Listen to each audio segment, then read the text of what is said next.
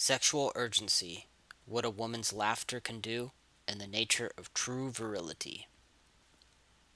Someone offhand to the Caliph of Egypt. The king of Mosul has a concubine like no other, more beautiful than I can describe. She looks like this. He draws her likeness on paper. The Caliph drops his cup. Immediately he sends his captain to Mosul with an army of thousands. The siege goes on for a week with many casualties, the walls and the towers unsteady, as soft as wax. The king of Mosul sends an envoy. Why this killing? If you want the city, I will leave and you can have it. If you want more wealth, that's even easier. The captain takes out the piece of paper with the girl's picture on it. This. The strong king of Mosul is quick to reply. Lead her out. The idol belongs with the idolater. When the captain sees her, he falls in love, like the Caliph. Don't laugh at this. This loving is also part of infinite love, without which the world does not evolve. Objects move from inorganic to vegetation, to selves endowed with spirit, through the urgency of every love that wants to come to perfection. This captain thinks the soil looks fertile, so he sows his seed. Sleeping, he sees the girl in a dream. He makes love to her image, and his semen spurts out. After a while, he begins to wake. Slowly, he senses the girl is not there. I have given my seed into nothing. I shall put this tricky woman to a test. A leader who is not captain of his body is not one to be honored, with his semen spilled so in the sand. Now he loses all control. He doesn't care about the Caliph or about dying. I am in love, he says. Do not act in such heat. Take counsel with the master, but the captain couldn't. His infatuation is a black water wave carrying him away. Something that doesn't exist makes a phantom appear in the darkness of a well, and the phantom itself becomes strong enough to throw actual lions into the hole. More advice. It is dangerous to let other men have intimate connections with the women in your care. Cotton and fire sparks. Those are together, difficult, almost impossible to quench. The captain does not return straight to the Caliph, but instead camps in a secluded meadow. Blazing, he can't tell the ground from sky. His reason is lost in a drumming sound, worthless radish and son of a radish. The Caliph himself, a gnat, nothing.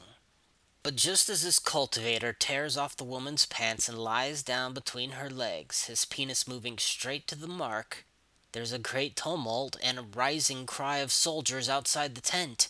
He leaps up with his bare bottom shining and runs out, scimitar in hand.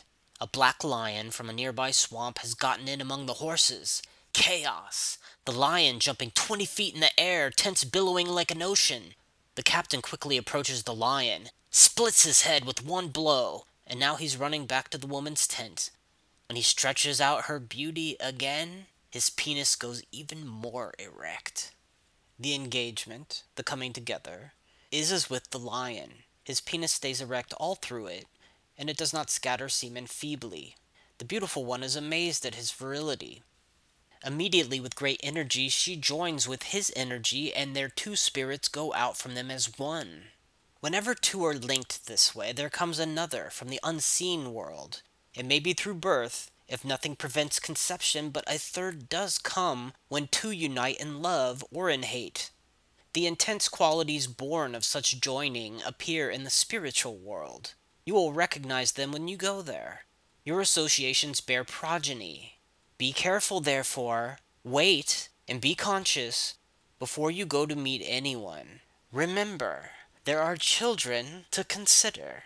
Children you must live with and tend to, born of your emotions with another, entities with a form and speech and a place to live. They are crying to you even now, "You have forgotten us. Come back."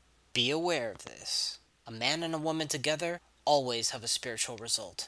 The captain was not so aware. He fell and stuck like a gnat in a pot of buttermilk, totally absorbed in his love affair. Then, just as suddenly, he's uninterested. He tells the woman, "Don't say a word of this to the Caliph." He takes her there, and the Caliph is smitten. She's 100 times more beautiful than he's imagined. A certain man asks an eloquent teacher, "What is true and what is false?" "This is false. A bat hides from the sun, not from the idea of the sun. It's the idea that puts fear in the bat and leads it deeper into the cave. You have an idea of an enemy that attaches you to certain companions." Moses, the inner light of revelation, lit up the top of Sinai, but the mountain could not hold that light. Don't deceive yourself that way. Having the idea is not living the reality of anything. There's no courage in the idea of battle.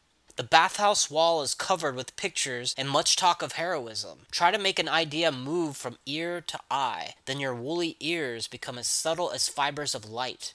Your whole body becomes a mirror, all eye and spiritual breathing. Let your ear lead you to your lover.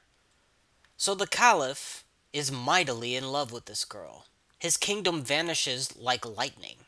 If your loving is numb, know this. When what you own can vanish, it's only a dream, a vanity. Breath through a mustache. It would have killed you. There are those that say nothing lasts. They're wrong. Every moment they say, if there were some other reality, I would have seen it. I would know about it. Because a child doesn't understand a chain of reasoning, should adults give up being rational? If reasonable people don't feel the presence of love within the universe, that doesn't mean it's not there. Joseph's brothers did not see Joseph's beauty, but Jacob never lost sight of it. Moses at first saw only a wooden staff, but to his other seeing, it was a viper and a cause of panic. Eyesight is in conflict with inner knowing. Moses' hand is a hand and a source of light. These matters are as real as the infinite is real, but they seem religious fantasies to some, to those who believe only in the reality of the sexual organs and the digestive tract. Don't mention the friend to those. To others, sex and hunger are fading images, and the friend is more constantly, solidly here.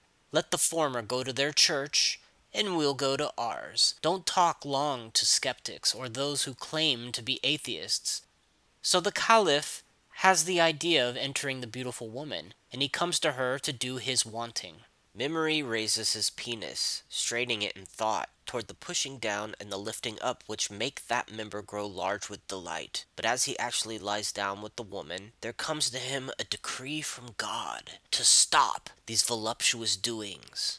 A very tiny sound, like a mouse, might make. The penis droops, and desire slips away. He thinks that the whispering sound is a snake rising off the straw mat.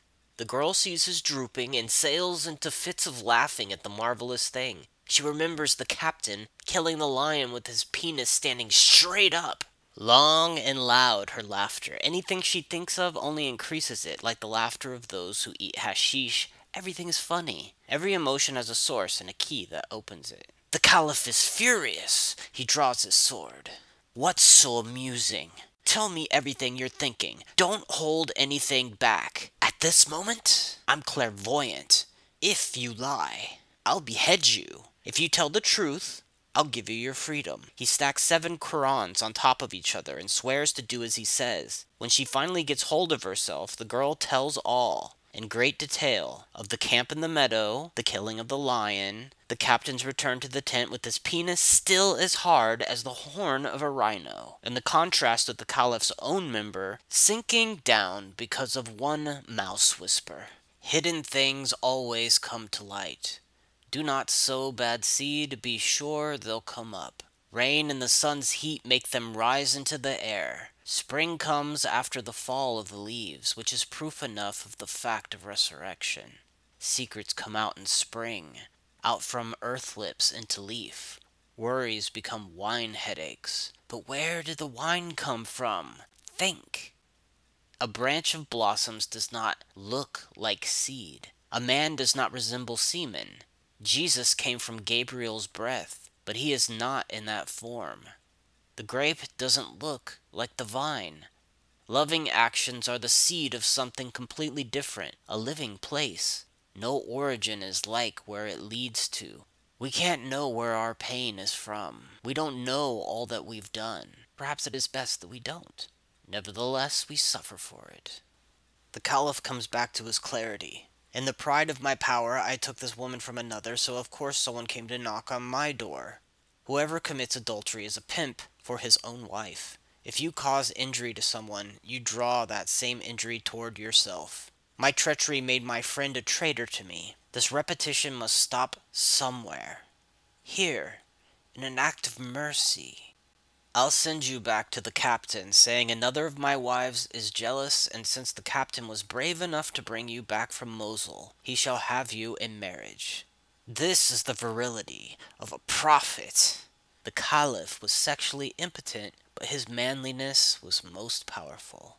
The kernel of true manhood is the ability to abandon sensual indulgences. The intensity of the captain's libido is less than a husk compared to the Caliph's nobility in ending the cycle of sowing lust and reaping secrecy and vengefulness.